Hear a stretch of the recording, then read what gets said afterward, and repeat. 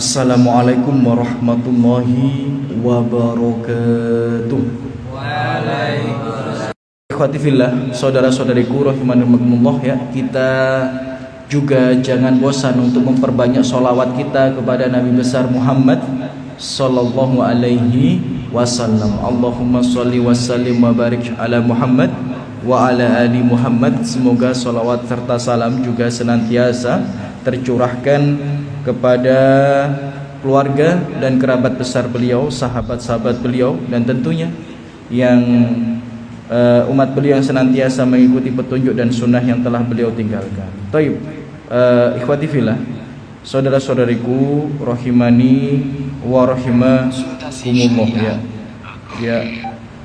Tidak bisa mandi Jumat.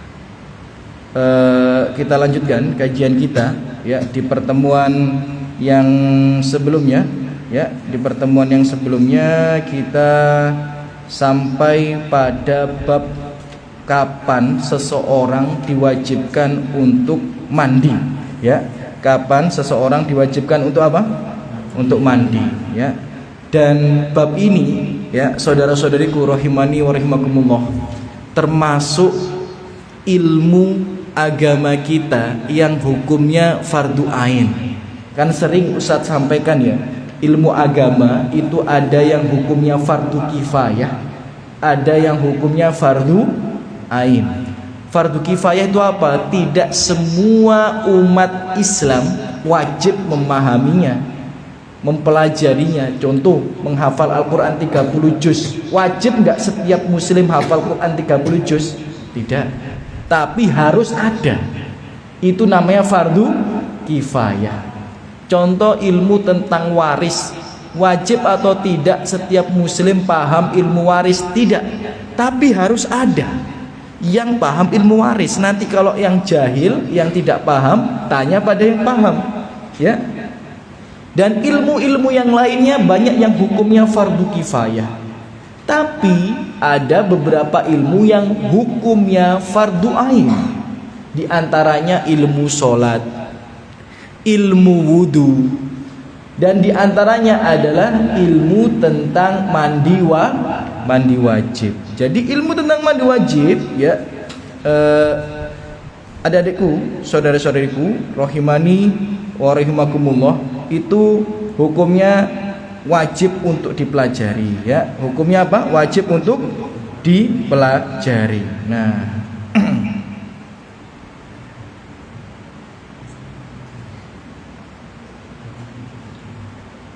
ini saya akan sampai pada pembahasan mandi Jumat itu wajib atau tidak. Itu di pembahasan yang lalu. Kalau di kitab ini ya, kitab Sahih Fikih Sunnah ya, ya kita lanjutkan ya pembahasan kita tentang mandi ya. Beliau berpendapat ya, beliau berpendapat bahwa mandi Jumat itu hukumnya apa? Wajib ya. Ini pendapat siapa? Ini pendapat ulama Maliki ya. Pendapat siapa? Ulama Maliki. Itu hukumnya memang wajib.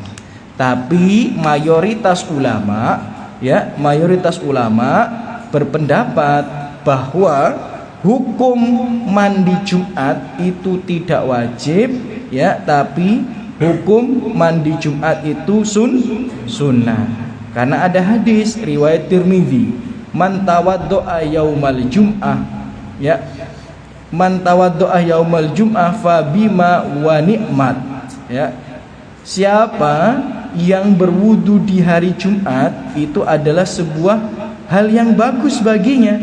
Wa maniktasala fal ghuslu afdol. Dan barang siapa yang mandi ya, yang apa? Yang mandi, maka itu lebih baik ya. Itu hadis riwayat Tirmidzi. Hadis yang lainnya yang menunjukkan bahwa mandi Jumat itu sunnah adalah ketika Umar bin Khattab ya sedang naik mimbar. Jadi khotib itu boleh berdialog dengan makmum yang mendengarkan khutbah. Jadi Umar melihat ada orang datang terburu-buru, mohon maaf ya, dengan penampilan yang lusuh, dengan penampilan yang mohon maaf kurang bersih. Ya, apa bahasa kita ya? Ya kumuh, lusuh gitu ya. Kemudian saat khutbah ini berdialog. Jadi boleh khotib itu boleh berdialog dengan audiens, tapi sesama audiens, sesama jamaah tidak boleh berdialog. Kalau kalian sholat Jumat berdialog ya, maka gugur pahala sholat Jumat. Tapi kalau khotib yang berdialog dengan kalian itu boleh. Ya, di sini ada sholat Jumat. Nah, jadi misal ada khotib ya, kemudian melihat ada salah satu yang aneh, yang menyimpang, itu di tengah-tengah khutbah ngajak ngobrol itu boleh. Tapi kalau sesama kalian ngobrol itu tidak boleh. Ya, paham tuh? Nah, Umar ngajak ngobrol gimana? Umar ngajak ngobrol gini, ya. Apakah kamu tidak menyempatkan diri untuk mandi? Maka dijawab laki-laki itu, wahai Amirul Mukminin, aku tadi dari pasar, kemudian dengar adzan, maka aku buru-buru ke sini, nggak sempet mandi, tapi aku sudah berwudu gitu. Al-wudu aidan, wudu saja. Wa qad alimtu anna Rasulullah sallallahu alaihi wasallam kana ya'muru bil ghusl. Ya. Kemudian Umar menanggapi jawaban laki-laki itu, wudu saja. Ya harusnya mandi dong. Karena yang aku ketahui Rasulullah itu menyuruh kita mendatangi sholat Jumat dalam keadaan sudah mandi. Ini hadis ini juga sahih. Cuma yang perlu kita garis bawahi dari hadis ini adalah Umar tidak nyuruh dia balik. Jadi cuma ditegur tapi nggak disuruh mandi. Ditegur aja. Jadi ada laki-laki lusuh, kusut, apa bahasa kita ya? Ya bengus ya, apalah gitu ya, intinya ya kelihatan kayak orang gak adus bahasa kita ya. Ya. Kalau orang bangun tidur gak adus korep bahasa kita ya. Tapi ini kan nggak bangun tidur ini habis kerja gitu ya. Habis kerja lusuh gitu ya, keringetan mungkin ya, belum ada tampak mandi di wajahnya, maka ditegur tanpa disuruh mandilah lagi. Nggak disuruh ayo mandi disik balik rene, nggak disuruh kayak gitu ya, nggak disuruh gitu ya. Tapi kalau ustadz ngajar kayak gitu ya, jadi ustadz itu kalau ngajar di pondok ya, tak tanya ada yang belum mandi, jujur angkat tangan, tak suruh keluar mandi, tak tunggu ya. Nah, jadi kayak gitu, Ustaz agak kejem ya. Jadi kalau belum mandi nggak bisa masuk kelas gitu ya. Ya nggak bisa masuk kelas. Jadi harus ke kamar mandi dulu ya. Yaitu terkait hukum mandi Jumat ya. Hukum mandi apa? Mandi Jumat ya. Wajib atau tidak ya? Wajib atau tidak. Thayyib.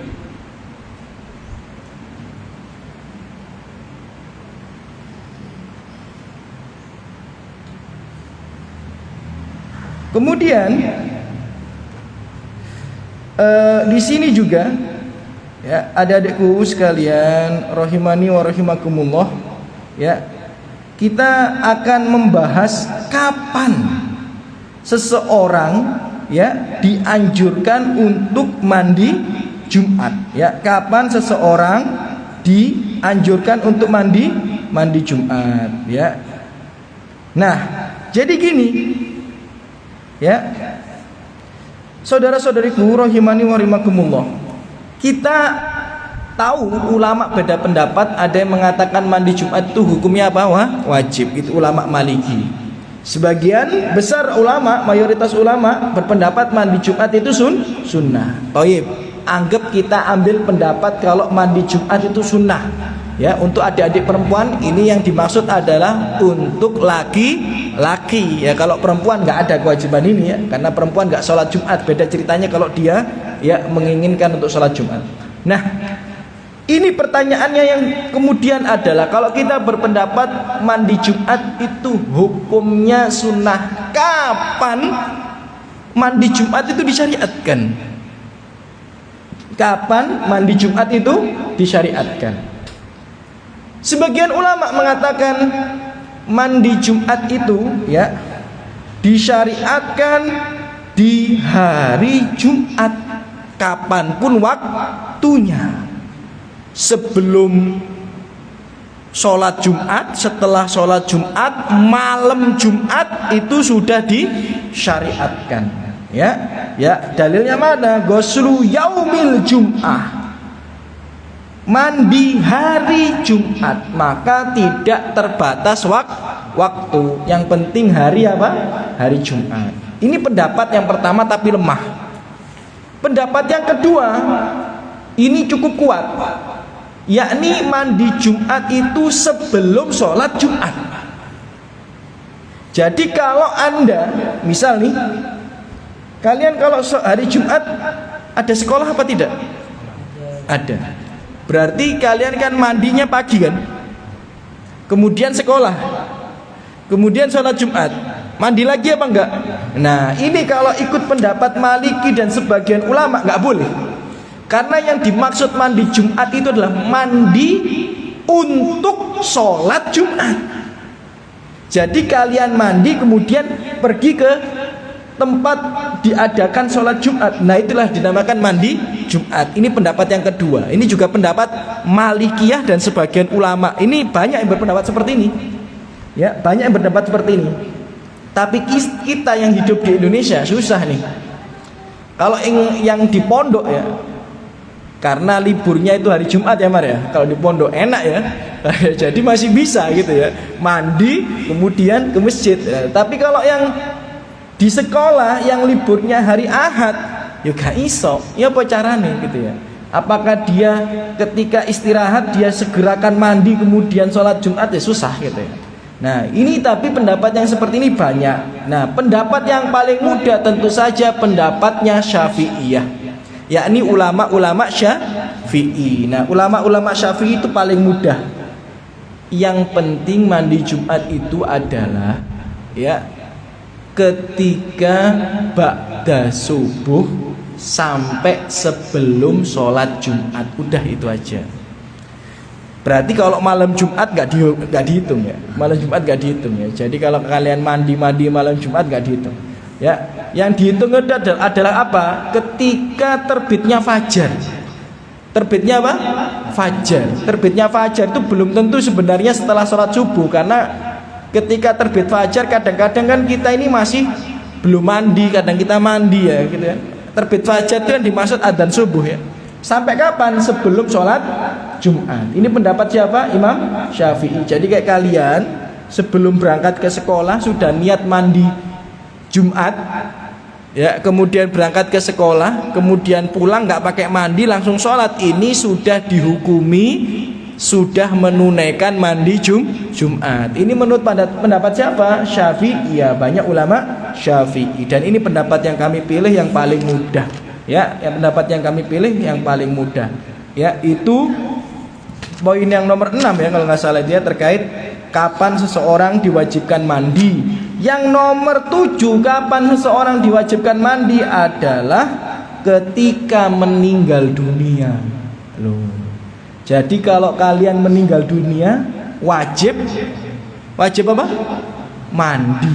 Loh, orang meninggal dunia kan nggak bisa mandi, ya dimandikan temenmu lah. Masa kalian mandi sendiri ya kan, nanti kabur orang-orang.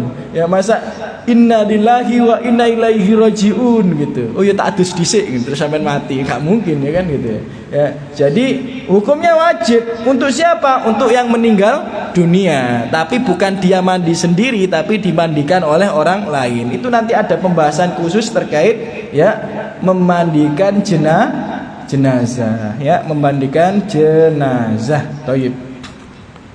Ada yang sudah praktek memandikan jenazah di sini? Sudah. Mengkafani jenazah? Belum ya, harus praktek ya nanti ya. Kapan ada waktu praktek bagaimana memandikan jenazah sesuai tuntunan Nabi seperti apa, kemudian mengkafani jenazah sesuai tuntunan Nabi seperti apa, kalau laki-laki bagaimana kafannya, kalau perempuan bagaimana kafannya, kalau anak-anak belum balik bagaimana kafannya, itu ada aturan mainnya ya. Insya Allah nanti kalau ada waktu kita belajar bersama. Nah itu 7 poin kapan seseorang diwajibkan mandi. Kita masuk pada subbab berikutnya. Kapan seseorang disunahkan mandi? Ya, kalau tadi itu hukumnya apa? Wajib. Kalau ini hukumnya apa? Sunnah. Nah, yang pertama, mandi untuk sholat Id, baik Idul Fitri maupun Idul Adha. Itu hukumnya apa? Sunnah. Itu hukumnya sunnah. Tayyib. Di sini ada adekku sekalian, rahimani wa rahimakumullah, ya. Karena Rasulullah sallallahu alaihi wasallam yaktasil yaumal fitr wa yaumal adha. Dulu Nabi ya punya kebiasaan kalau mau sholat Idul Fitri dan sholat Idul Adha beliau mandi. Nah, kemudian Ibnu Umar juga mengatakan, ya, kana yaktasil yaumul fitr qabla an yaqdu ilal musalla. Ya, Ibnu Umar itu punya kebiasaan yang ini mengikuti Nabi Muhammad SAW, yakni selalu mandi terlebih dahulu di hari Idul Fitri sebelum berangkat ke tanah lapang. Ke tanah lapang maksudnya apa? Tempat sholat. Ya, jadi ini hukumnya sunnah. Ya, jadi biasakan nggak lama lagi kita Idul Fitri. Loh, bener kan? Iya. 2 minggu lagi kita masuk Ramadan. Masya Allah. 2 minggu setengah masuk Ramadan. Ya, lumayan. Yang gendut-gendut bisa tambah kurus gitu ya. Ya. Atau yang gendut tambah gendut. Ya, gara-gara balas dendam pas buka puasa gitu. Kadang-kadang saya lihat ada orang balas dendam ketika buka puasa, takjilnya ngambil 2 porsi. Ya, makannya juga 2 porsi. Wis gak karu-karuan ya. Nah, gak tambah kuru pas bulan puasa, tambah apa? Tambah lemu. Nanti habis tarawih jajan maneh ya besok kuru, ya kan gitu ya. Nah, nggak lama 2,5 minggu lagi atau 2 minggu setengah lagi ya kita masuk bulan Ramadan. Berarti 1 bulan berikutnya kita hari raya Idul Fitri. Ya, jadi waktu itu berjalan begitu cepat. Kayak kemarin itu 2026, sekarang sudah mau Februari. Oh, bukan mau Februari, sudah masuk bulan Februari. Tanggal 1 sih. Ya, cepat waktu berjalan. Ya, Ramadan tanggal 18 atau 19. Ya, tinggal 2 mingguan lagi. Habis itu ya 1 bulan penuh kita puasa, semoga Allah mudahkan. Ya, iktikaf. Kalian pulang apa iktikaf? Pulang apa itu kan? Ada yang dalam artian libur selama Ramadan itu kalian libur di akhir itu kan, atau apa dalam artian malah digaskan ibadahnya? Digaskan ibadahnya. Kok kalian ragu ngangguk-ngangguk gitu ya? Ragu kalian ngangguk-ngangguk. Semoga Allah mudahkan ya. Ala kulli hal. Baik. Di sini ada adikku sekalian, rahimani wa rahimakumullah ya. Usahakan nanti di Idul Fitri ya, jangan lupa mandi sebelum sholat. Tapi ingat, kalau Idul Fitri itu disunahkan makan sebelum berangkat. Nggak harus makan berat ya, tapi dibatalkan, entah snack sedikit ya, entah itu nasi 1 suap atau roti 1 potong atau apapun itu ya, disunnahkan untuk membatalkan puasa kita. Yang membedakan antara Idul Fitri dengan bulan Ramadan ya. Jadi kalau ada kurma, batalkan kurma, makan sebagainya, itu juga sunnah. Thayyib, yang nomor 2, al-igtisal ba'dal ifaqah minal igma. Ya, kapan seseorang disunahkan mandi? Ketika siuman dari pingsan. Ayo, yang suka pingsan. Ya. karena asam lambung, karena darah rendah, atau karena ayan dan lain sebagainya, ya itu sunnahnya apa? Mandi, ya. Karena ada hadis, ya, dari Nabi Muhammad SAW, ya, dikatakan di sini, iktisal minal igma, ya. Jadi Nabi pernah mengatakan, mandilah kalian setelah sadar dari pingsan. Gitu. Jadi kalau kalian sadar dari pingsan, mandi. Bahkan ya hadis yang sahih itu riwayat Bukhari, Nabi itu pernah pingsan, bangun, kemudian mandi. Kapan? Ketika sakarat itu ya, ketika mau meninggal dunia, Nabi itu ketika pingsan bangun mandi, pingsan lagi bangun mandi lagi sampai 3 kali. Taib, itu yang nomor 2. Yang nomor 3, tadi kan yang nomor 2 itu hadisnya riwayat Bukhari juga. Yang nomor 3, al-iktisal lil ihrami bil haji awil umrati, yakni mandi ketika berihram, baik untuk haji ataupun umroh. Jadi orang itu kalau berihram, baik ketika haji ataupun umroh, disunahkan mandi. Nah, dalam hadis riwayat Tirmidzi, ra'an Nabi SAW, ya, tajarrodan.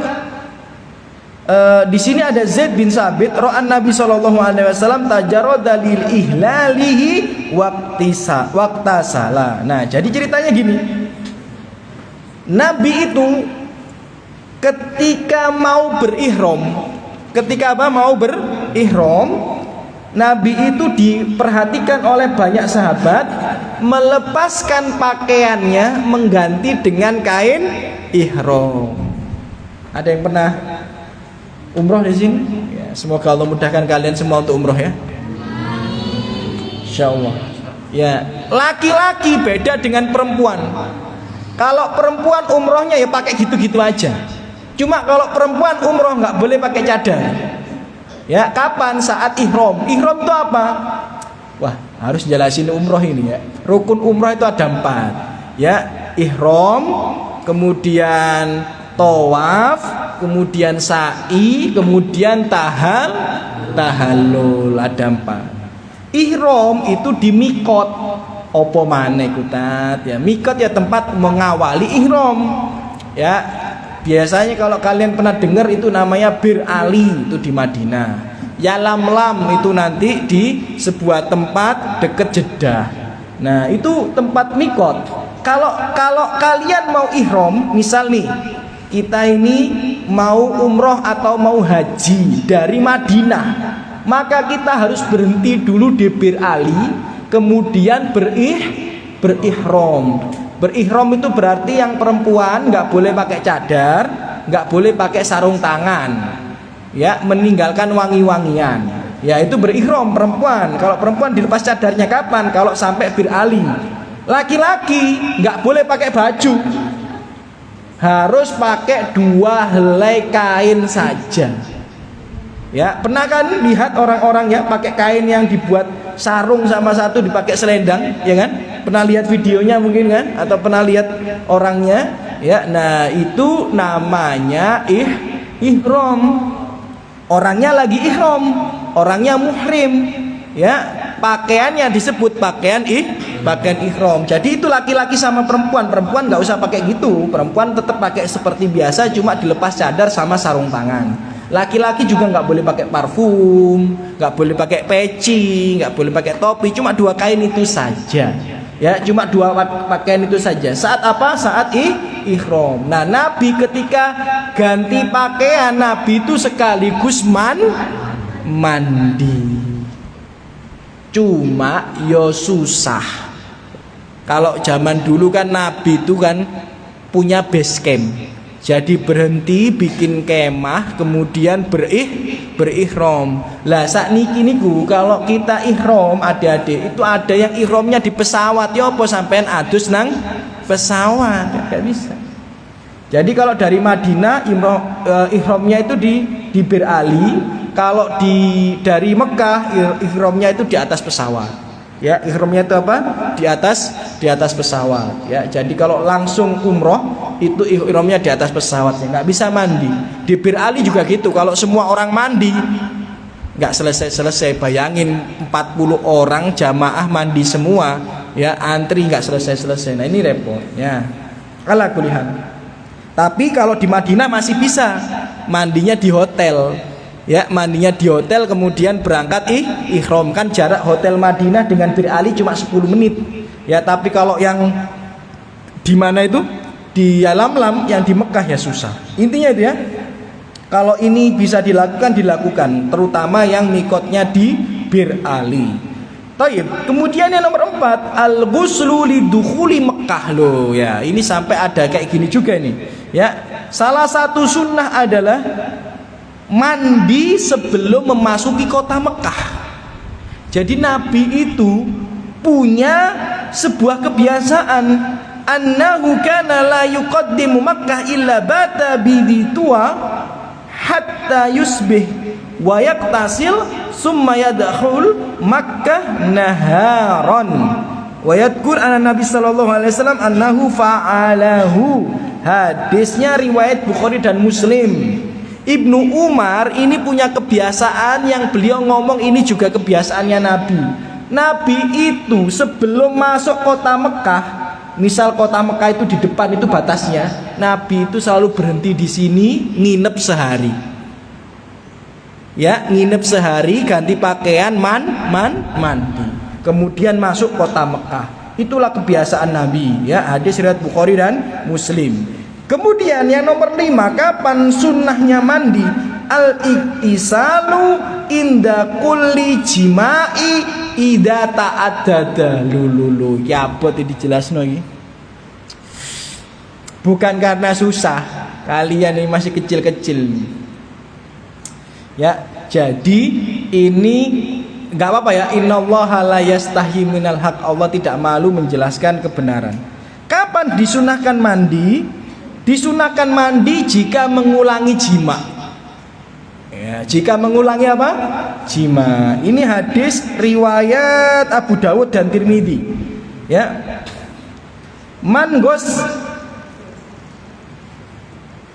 Hadisnya juga riwayat Abu Dawud dan Ibnu Majah juga ya. Di sini katakan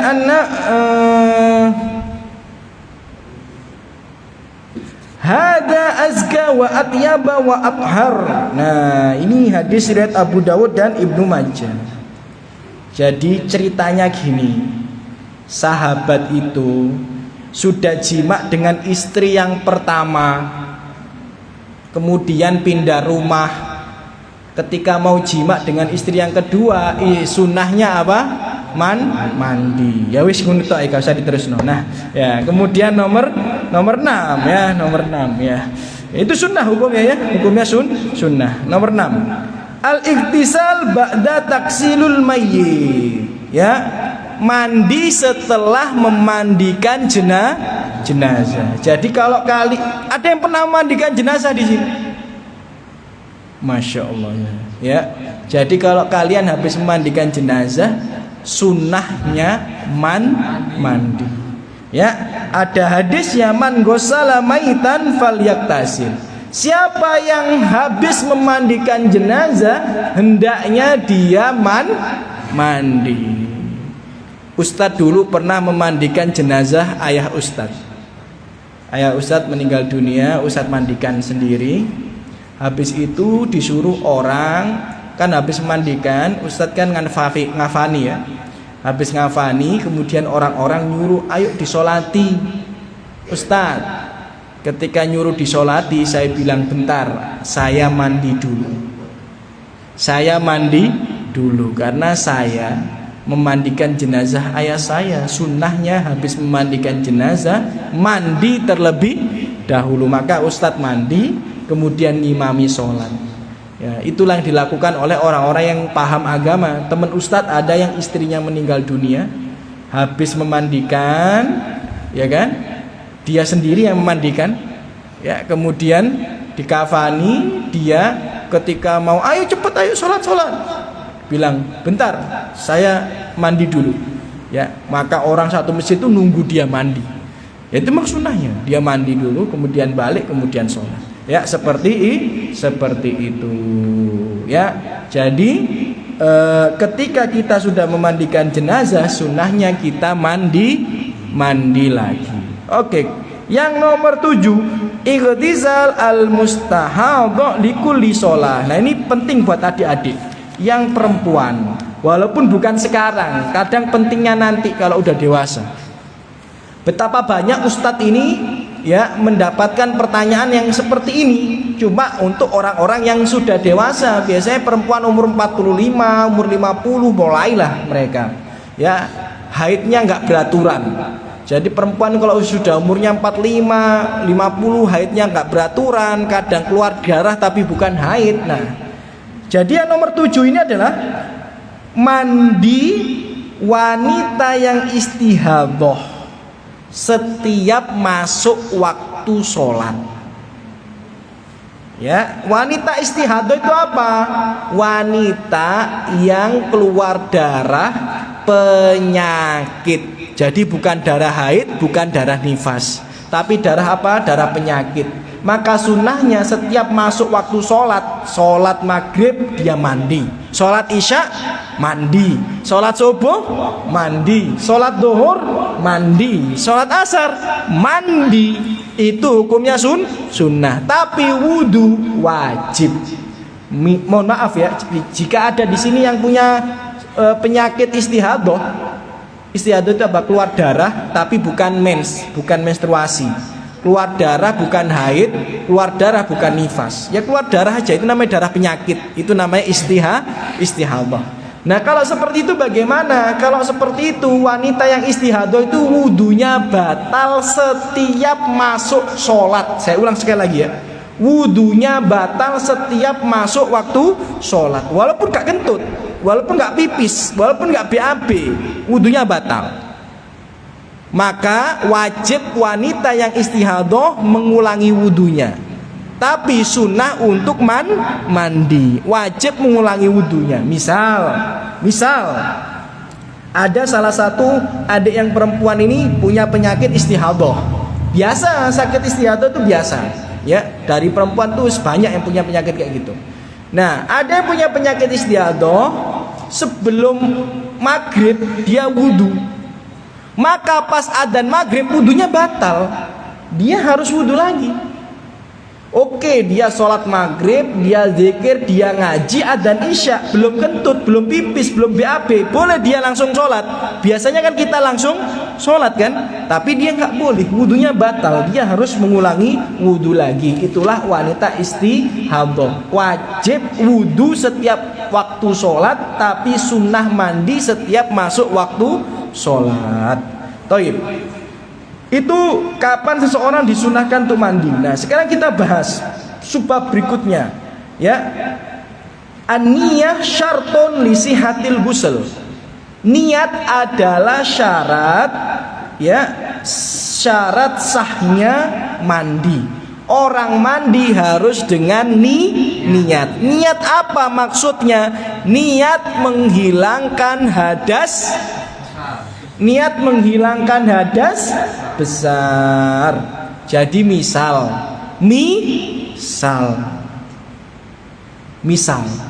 kalian mimpi basah, misal habis mimpi basah kalian nggak sadar kalau mimpi basah, kalian mandi aja, mandi biasa kayak mau pergi ke sekolah itu loh, ya kan? Ya, atau mau mandi ben seger sholat subuhnya, mandi biasa, mandi. Kemudian baru ingat selesai mandi, loh, iya, aku tadi mimpi basah.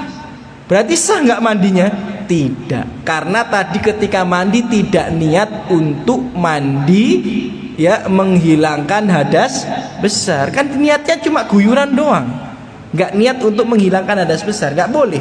Jadi ketika mandi itu sah saat dari awal diniati untuk menghilangkan hadas besar, gitu ya, menghilangkan hadas besar. Perempuan, ya, keramas, mandi, seger, ya, habis mandi baru sadar, loh iya, ini udah bersih ya, Apa mandi tadi tak anggap mandi wajib ya? Nggak boleh, harus ngulang. Karena tadi nggak diniati untuk menghilangkan hadas besar. Maka setiap mandi harus diniati menghilangkan apa? Hadas besar.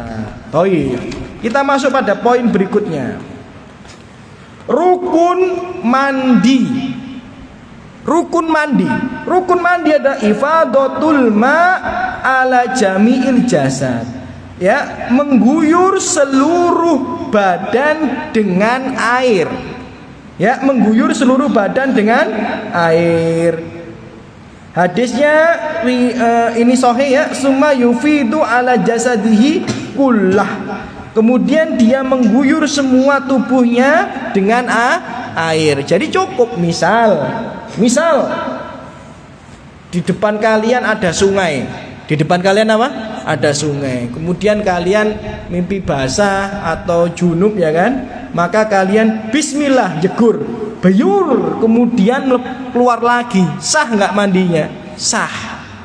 Karena rukunnya adalah membasahi, mengguyur seluruh tubuh dengan air. Nek kalian udah cemplung beyur sampai mendelep kemudian munggah, yang penting munggah loh ya. Nek gak munggah mati. Ya.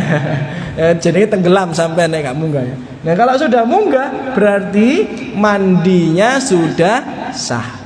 Kalian di kolam renang tuh, ya. Ya, misal adik-adik yang perempuan haidnya sudah bersih, ya, kemudian dicuci, kemudian di depannya ada kolam renang, bismillah, jebur, beyuwor, ya, jebur tok sekali celup, cemplung, munggah, sah.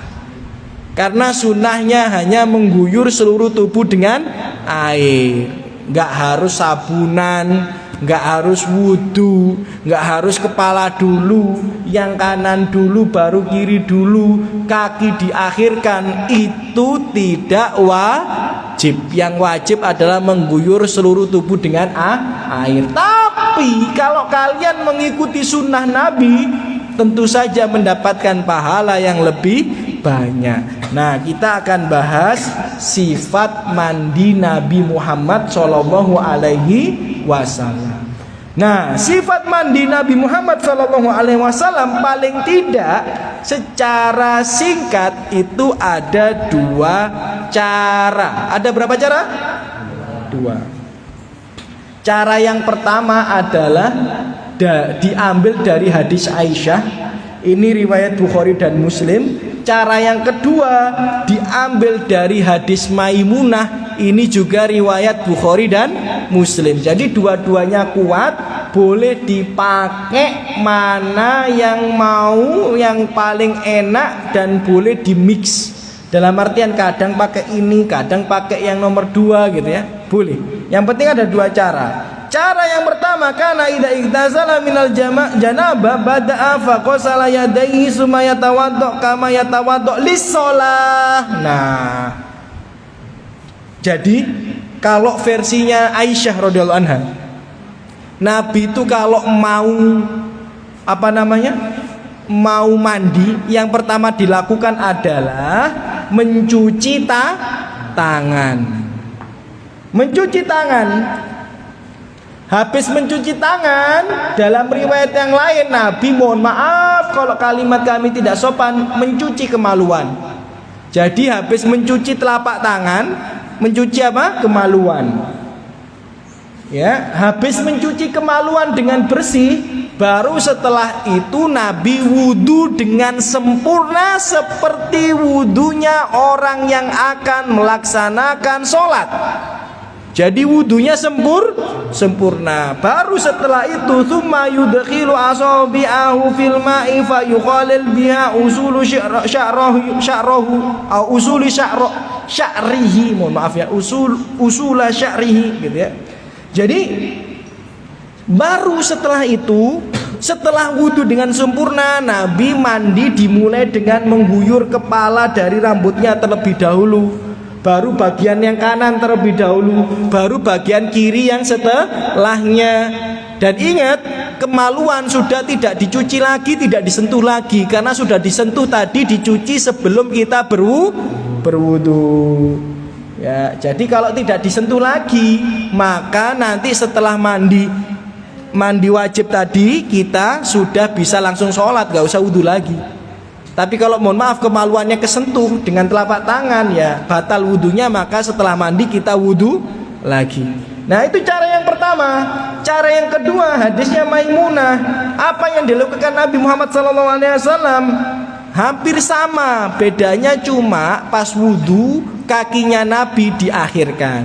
Jadi ini hadisnya riwayat Bukhari dan Muslim. Langsung saja kesimpulannya, Nabi itu sebelum mandi mencuci telapak tangannya terlebih dahulu, kemudian mohon maaf mencuci kemaluannya, kemudian berwudu dan meninggalkan kaki. Jadi berwudu tapi yang kakinya tidak dibasuh.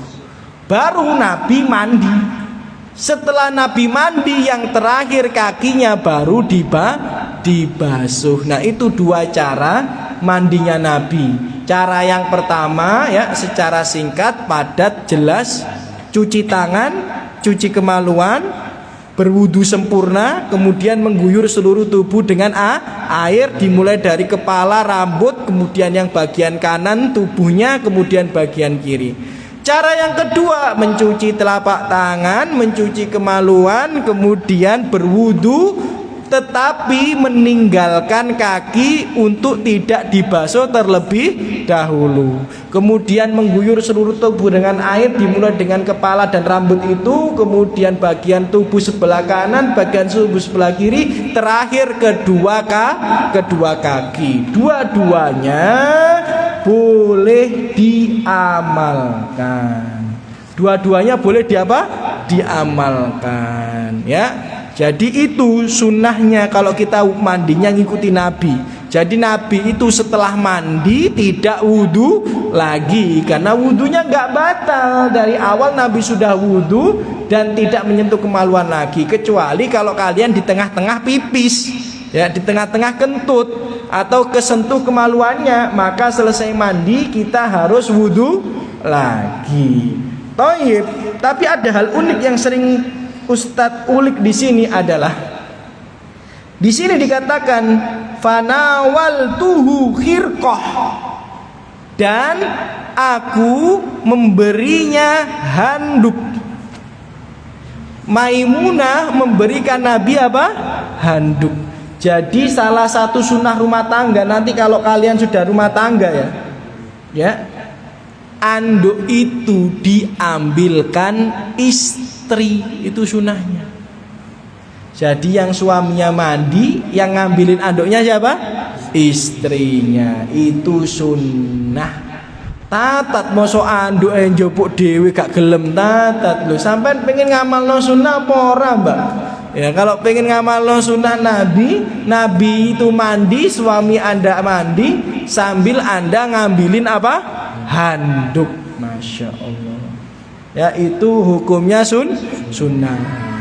Jangan lupa nanti kalau gede ya. Ya bahkan sebagian istrinya Nabi itu, kalau Nabi makan ditunggoi, dijupuk no mangan, disuruh makan ditungguin. Masya Allah. Keren kan istrinya Nabi ya, Masya Allah ya. Ya.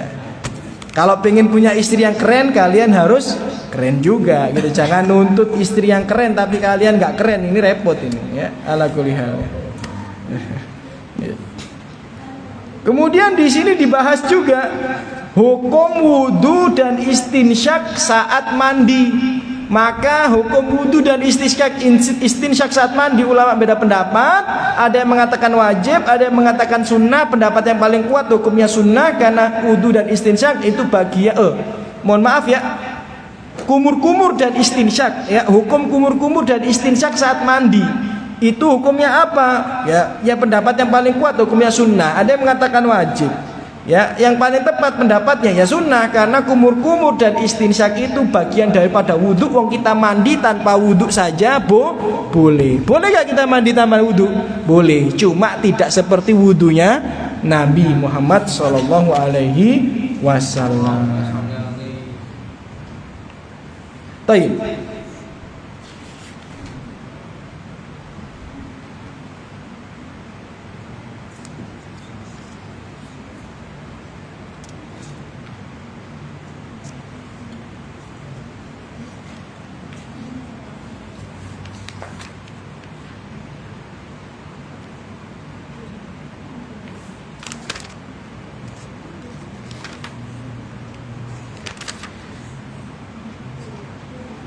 Jadi di sini kemudian disebutkan oleh penulis 9 urutan wudu Nabi Muhammad sallallahu alaihi wasallam.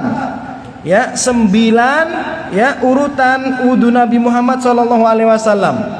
Ya, berdasarkan hadis. Yang pertama, yaghsil yadaihi salasan qabla idkhalihima fil ina. Ya, mencuci telapak tangan 3 kali sebelum memasukkannya ke dalam bak. Ya, jadi itu ini 9 urutan wudhu Nabi Muhammad SAW ya, mencuci telapak tangan 3 kali sebelum masukkannya ke dalam bak. Ini hadis ya, ini sahih riwayat Muslim tadi.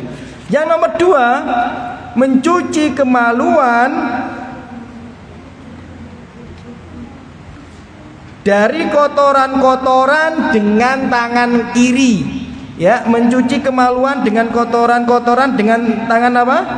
Kiri ya, mencuci kemaluan dari kotoran-kotoran dengan tangan kiri, bukan dengan tangan kanan ya. Kemudian yang nomor 3, yaksil yadahu wa yankiha bisobun, mencuci tangan dengan sesuatu yang bisa menghilangkan bau atau kotoran tersebut. Ya, ini hadisnya ya, hadisnya riwayat Muslim. Diceritakan Nabi itu, mohon maaf ya, ketika sudah mencuci kemaluannya, Nabi itu ya, summa qala biyadail ard famasaha biturab summa gosalaha ya. Jadi Nabi itu, mohon maaf, setelah mencuci kemaluannya dengan air dengan tangan kiri, Nabi itu tangannya digosok-gosok nang lemah. Ya, kemudian dicuci dengan air. Maksudnya apa? Tangan itu kalau pengen bersih sebelum disiram dengan air, zaman dulu digosok-gosokkan ke tanah. Kalau kalian kan nggak mungkin kalau di dalam kamar mandi mosok golek lemah, kan nggak mungkin. Ya, adanya apa dalam kamar mandi? Sabun ya, maka cuci dengan sabun. Itu nomor 3. Kemudian yang nomor 4 ya, berwudu dengan wudu yang sempurna. Ya, berwudu dengan wudu yang sempurna. Ini pakai hadisnya Aisyah ya, yang nomor 4 itu. Kemudian yang nomor 5, mengguyur kepala dengan air hatta yablug usul sya'r. Ya, mengguyur kepala dengan air sampai membasahi ujung pangkal rambutnya. Itu yang nomor 5. Yang nomor 6, memulai dari bagian kepala yang kanan kemudian yang kiri. Ya, itu yang nomor 6. Yang nomor 7, ma'atahlili sya'r, dengan menyela-nyela rambut. Ya, jadi nomor 7 itu di sela-sela rambut yang ini pakai jari jemari, bukan hanya diguyur. Diguyur, dimulai yang sebelah kanan sambil disela-sela. Enggak harus pakai sampo, yang penting di sela-sela. Itu nomor berapa? Nomor 7. Yang nomor 8, mengguyur seluruh tubuh dengan air. Yang nomor 9, mengguyur seluruh tubuh dengan air dimulai dari bagian yang kanan kemudian yang kiri. Nah, itulah sifat mandinya Nabi Muhammad sallallahu alaihi wasallam. Nah, udah ya, itu tentang mandi Nabi Muhammad sallallahu alaihi wasallam.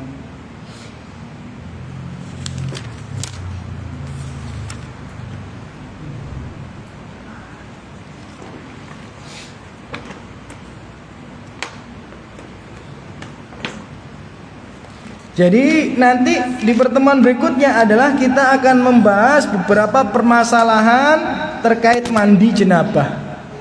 Misal atau mandi wajib ya. Boleh gak orang itu menunda-nunda mandi wajib?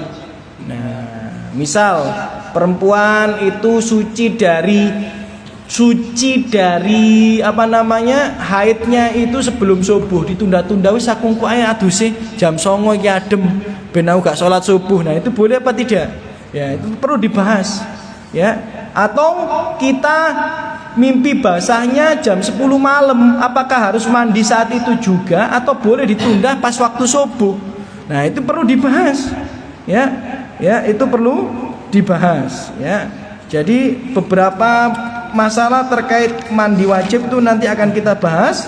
Baru setelah itu kita akan membahas tentang tayamum. Baru setelah itu kita akan membahas tentang tayamum. Ada pertanyaan? Ya, kalau kita lanjutkan ini nanti kepotong sebabnya ya. Mending kita cukupkan dan insya Allah akan kita lanjutkan di pertemuan berikutnya ya. Jadi dari tadi kita belajar ya bagaimana wudu mandi yang baik dan benar. Sebenarnya rukun mandi cukup hanya dengan niat, harus dengan niat ya. Niat menghilangkan hadas besar, kemudian mengguyur seluruh tubuh, membasahi seluruh tubuh dengan air. Cukup itu. Tapi kalau kita pengen ngikut sunnahnya Nabi, dimulai dengan mencuci telapak tangan 3 kali, mencuci kemaluan, kemudian mencuci tangan dengan sabun, berwudu dengan sempurna atau meninggalkan kaki di bagian yang paling akhir, kemudian mencuci kepala, ya kan, dimulai dengan bagian sebelah kanan, baru kiri dengan menyela-nyela rambut, juga menyela-nyela jenggot, sama. Kemudian ya kan mengguyur seluruh tubuh dengan air, dimulai dari sebelah kanan kemudian sebelah kiri.